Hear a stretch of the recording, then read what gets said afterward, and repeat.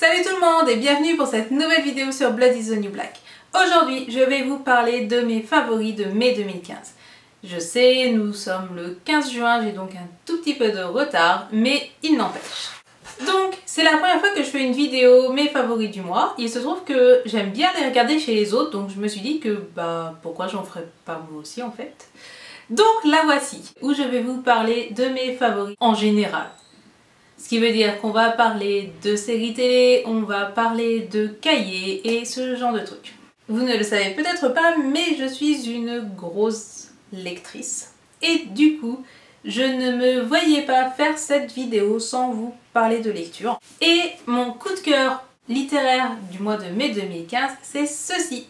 Il s'agit d'un livre aux éditions de L'Homme sans nom qui s'appelle Le Roi sombre et qui est écrit par Oren Miller. Donc c'est une auteure française. Il s'agit en gros, pour faire simple, du Comte de Monte Cristo version SF avec des intrigues financières. Dit comme ça ne vous vend pas du rêve? Eh bien détrompez-vous parce que ce livre est juste génial. Le personnage de Ed, pour évidemment Edmond Dantès, est un personnage super charismatique. C'est un peu, vous voyez, le beau gosse genre Aragorn qui a vécu une vie super triste et solitaire et qui est plein de sagesse. Ouais, au gros Aragorn quoi. Au-delà de ce personnage absolument super, il y a une intrigue qui est très bien trouvée, c'est pas juste reprendre le comte de Monte Cristo et mettre des vaisseaux spatiaux dedans. Non, il y a une vraie intrigue qui est vraiment pas mal faite.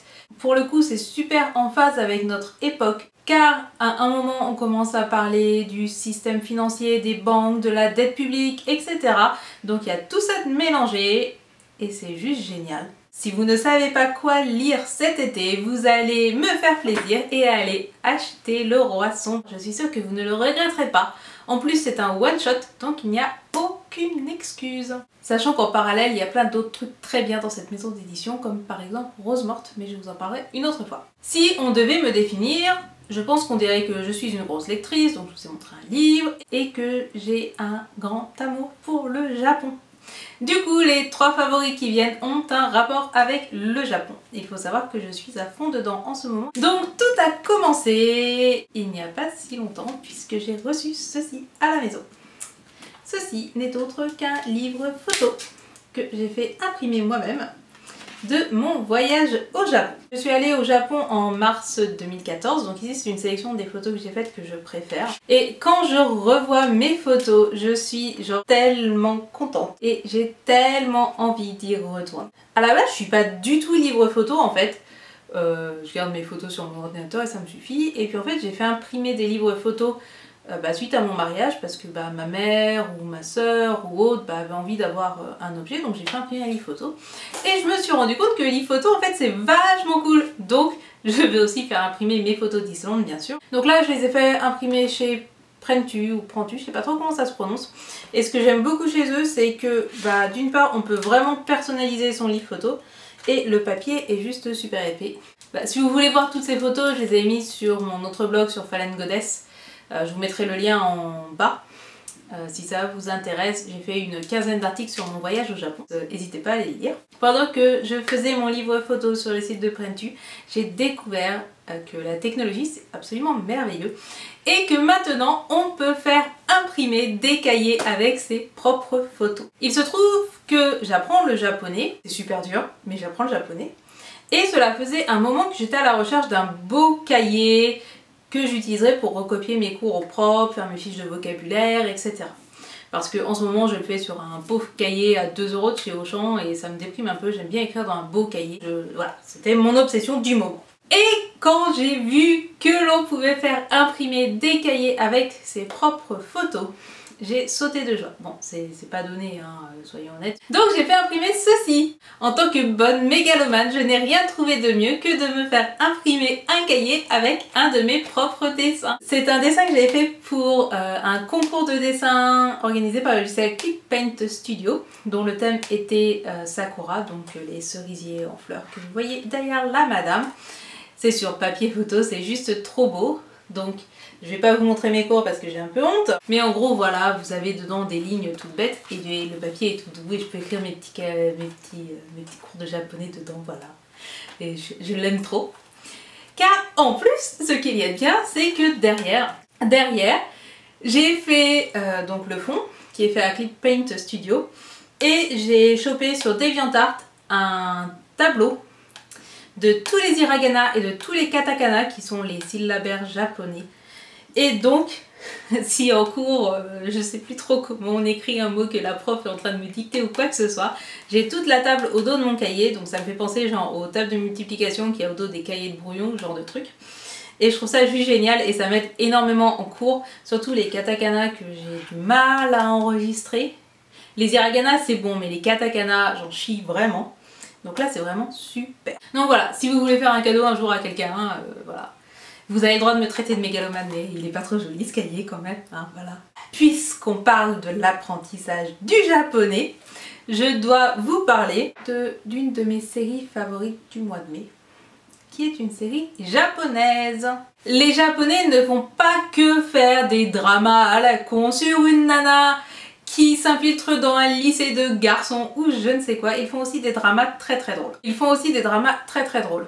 Ici, le drama dont je vais vous parler s'appelle Nihonjin no Shiranai Nihongo, ce qui veut dire les japonais ne connaissent pas le japonais, dans le sens les japonais ne savent pas bien parler le japonais. Le pitch est tout simple. Une jeune Shibuyette à la mode rêve de devenir professeure de lycée. Sauf qu'elle se retrouve à enseigner dans une école qui enseigne le japonais aux étrangers, aux gaijin donc. Et du coup on a toute une pléthore de clichés, on a Jack le businessman qui veut apprendre l'anglais business, on a un italien qui dessine des mangas, on a une française qui rêve de rencontrer des yakuza pour des raisons que j'ignore. Et donc c'est de l'humour sur les bizarreries de la langue japonaise. Je vais pas essayer de vous raconter quelles sont ces bizarreries parce que soit vous apprenez le japonais et si je vous dis il y a des blagues sur les compteurs, ça vous parle, soit vous apprenez pas du tout le japonais et je vais mettre super longtemps à essayer de vous expliquer en quoi c'est drôle. N'empêche que c'est un drama que je vous conseille dans certains cas, c'est-à-dire si vous apprenez le japonais, si vous voulez apprendre le japonais, si vous avez un proche qui apprend le japonais, ou si tout simplement vous avez quand même quelques connaissances de la langue et une bonne connaissance de la culture japonaise en général. Personnellement, c'est un drama qui m'a fait énormément rire et dans lequel je me suis totalement reconnue parce que il y a des choses en japonais qui n'ont... Enfin, je n'arrive juste pas à en comprendre la logique. C'est comme ça, pas autrement, mais la logique derrière, aucune idée du tout. Donc je l'ai regardé avec monsieur qui lui n'apprend pas du tout le japonais, ça l'a fait rire aussi mais c'est vrai que j'ai dû lui expliquer certains trucs et pourquoi certains trucs étaient drôles et ce genre de choses. Mais il a bien aimé quand même donc.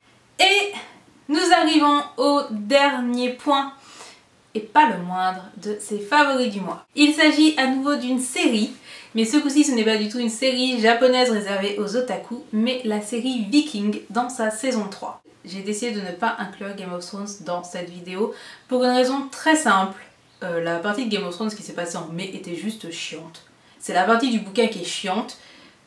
La série qui la relate est chiante et en plus je ne suis pas du tout d'accord avec les changements qu'ils ont fait par rapport au livre. On verra les derniers épisodes de la série, on en reparle en juin mais Game of Thrones cette année... Par contre Vikings, les épisodes sont vraiment très bien faits pour le coup, on suit vraiment les Vikings qui avancent dans leur conquête du monde, je vais pas en dire plus parce que j'ai pas envie de spoiler les gens. On sent que c'est une série qui gagne énormément en popularité, ils ont des moyens, il y a des figurants, il y a des grandes scènes de bataille. Il y a des villes qu'on connaît bien qui sont reconstituées, qui apparaissent dans Vikings et qui sont juste magnifiques. Il y a pas mal de personnages qui sont vraiment sympas et qui en plus sont des personnages historiques, donc c'est vraiment assez intéressant. Bon, la série n'est pas totalement exacte d'un point de vue historique, hein, mais bon, ça va, ça passe, c'est pas les Tudors non plus, hein, voilà. La raison principale pour aimer cette saison, c'est bien sûr que Rollo a décidé d'abandonner totalement l'idée de porter une chemise. Ce qui fait qu'il est torse nu pendant à peu près toute la saison, ce qui est je pense un argument suffisant pour vous convaincre de la regarder. Ragnar s'est rasé les cheveux donc par contre il a perdu totalement tout intérêt. Donc Viking est une série où plus Rollo se déshabille, plus je risque de mourir étouffée dans ma bave. Mais à part ça, le scénario est vraiment pas mal, les personnages sont pour le coup bien développés. J'adore le personnage de Lagertha qui est une femme guerrière. Donc c'est super dur, je trouve, de trouver dans les séries un personnage de femme forte qui ne fasse pas cliché et Lagertha est juste parfaite. En plus, elle a des cheveux magnifiques, ce qui, voilà, je veux ses cheveux, Je veux Rollo et je veux les cheveux de Lagertha. Voilà. Voilà, c'est dit. Si vous savez pas quoi m'offrir à mon anniversaire, voilà, vous avez tout trouvé. Donc vraiment, alors personnellement, j'ai pas du tout aimé la saison 1 de Viking que je trouvais cheap et relou à mort. Mais ça ne fait que s'améliorer, donc si vous êtes bloqué à la saison 1, c'est le moment de prendre votre mal en patience et d'attendre la saison 2 et surtout la saison 3 qui pour moi est géniale. Vous voyez, Viking c'est un peu l'inverse de Game of Thrones en fait. Viking, la première elle est bof, la deuxième elle est bien, la troisième elle est vraiment trop bien. Game of Thrones c'est parti super fort dès le début. Jusqu'à la troisième saison elle était bien, mais depuis ça fait que descendre je trouve. Pour le coup c'est donc Viking qui remporte ma palme de série préférée pour le mois de mai. Et voilà, je crois qu'on a fini cette vidéo qui est déjà très longue. On voit que je suis beaucoup plus à l'aise à causer à mon appareil photo puisque mes vidéos commencent à s'allonger de manière exponentielle. J'espère que cette vidéo vous a plu. N'hésitez pas à me dire ce que vous en avez pensé en commentaire ou avec juste un petit pouce vers le haut, je m'en contenterai. Et sur ce, je vous dis à bientôt et à la prochaine vidéo.